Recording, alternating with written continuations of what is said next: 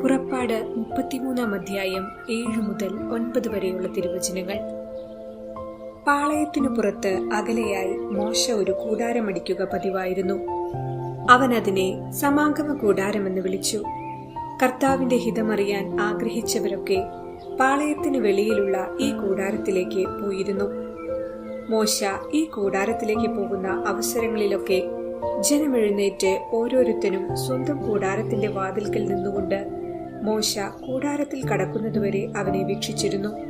മോശ കൂടാരത്തിൽ പ്രവേശിക്കുമ്പോൾ മേഘസ്തംഭം ഇറങ്ങി വന്ന് കൂടാരവാതിൽക്കൽ നിൽക്കും. അപ്പോൾ കർത്താവ് മോശയോട് സംസാരിക്കും. ഓർമ്മിക്കുക, സമാഗമ കൂടാരത്തെക്കുറിച്ചുള്ള വിവരണം മറിയത്തെ പ്രതിഫലിപ്പിക്കുന്നു. കർത്താവ് തന്റെ ഹിതം ജനത്തെ അറിയിക്കുന്ന ഇടം, ദൈവസാന്നിധ്യം കുടികൊള്ളുന്ന മഹനീയ സ്ഥലം, ഇവയെല്ലാമായിരുന്നു പഴയ നിയമത്തിൽ സമാഗമ കൂടാരമെങ്കിൽ പുതിയ നിയമത്തിൽ അത് മറിയം തന്നെയാണ്. കൂടാരത്തിൽ ദൈവസാന്നിധ്യത്തിന്റെ മേഘം ആവരണം ചെയ്യുന്നതുപോലെ മറിയത്തിൽ പരിശുദ്ധാത്മാവ് ആവരണം ചെയ്തു. പഴയ നിയമത്തിൽ അത്യുന്നതൻ ജനത്തോടൊപ്പം വസിക്കാൻ കൂടാരം തീർത്തെങ്കിൽ പുതിയ നിയമത്തിൽ പരിശുദ്ധ കന്യകാമറിയത്തിലാണ് ദൈവം കൂടാരം തീർത്ത് വസിച്ചത്. കൂടാരത്തിലുള്ള ദൈവസാന്നിധ്യം താൽക്കാലികവും വരികയും പോവുകയും ചെയ്യുന്നതുമായിരുന്നെങ്കിൽ മറിയത്തെ അവിടുന്ന് സ്ഥിരവാസസ്ഥലമാക്കി.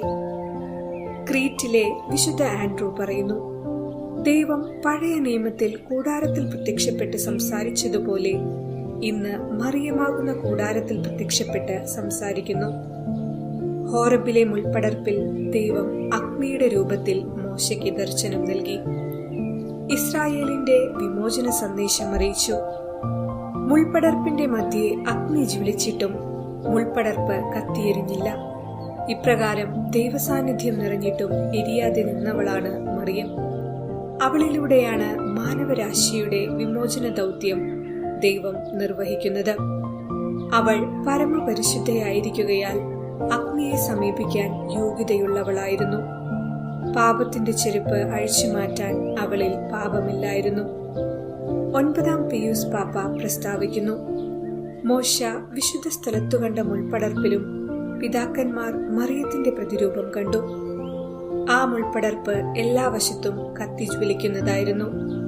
അതാകട്ടെ അഗ്നിയിൽ ദഹിച്ചില്ല.